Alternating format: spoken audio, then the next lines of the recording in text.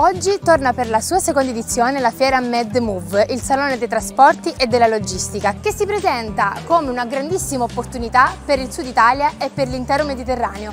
Tanti i temi di cui si parlerà, fra digitalizzazione, sostenibilità e sicurezza. Venite con me!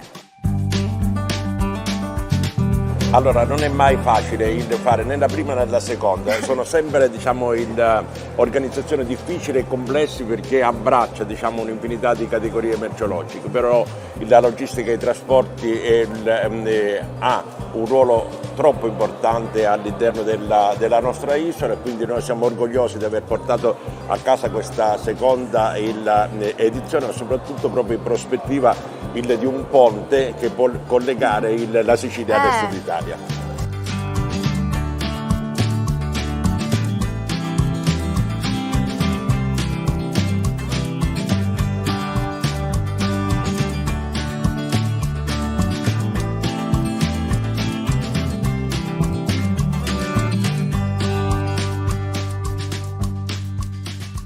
Stiamo investendo tantissimo sulla rete infrastrutturale e trasportistica della regione Sicilia. Proprio ieri ho avuto un lungo incontro con il sindaco di Catania al quale ho rappresentato dati e numeri alla mano gli investimenti immensi che stiamo mettendo a terra in Sicilia. Penso ai 23 miliardi di euro sul ferro, penso a tutti gli investimenti rispetto alla Circum Etnea, penso agli investimenti di manutenzione sulle strade siciliane, questo in accompagnamento alla madre delle grandi opere che è il ponte sullo stretto di Messina.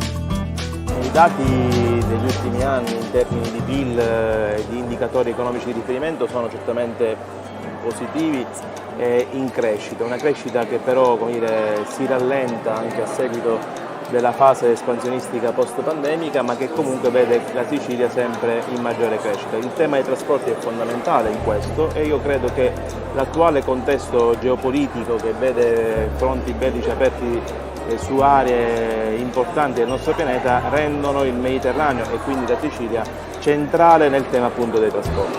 Gli importanti investimenti che RFI e il Gruppo Ferrovie dello Stato ha programmato per il nostro territorio devono costituire un incentivo per credere nel risollevamento della nostra terra.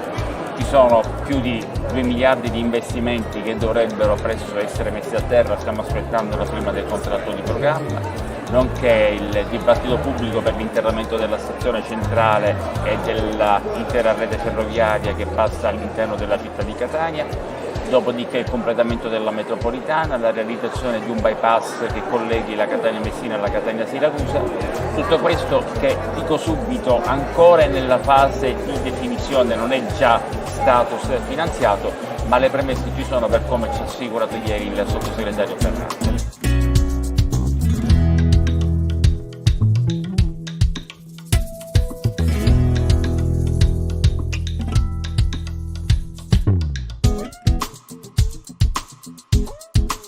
Thank you.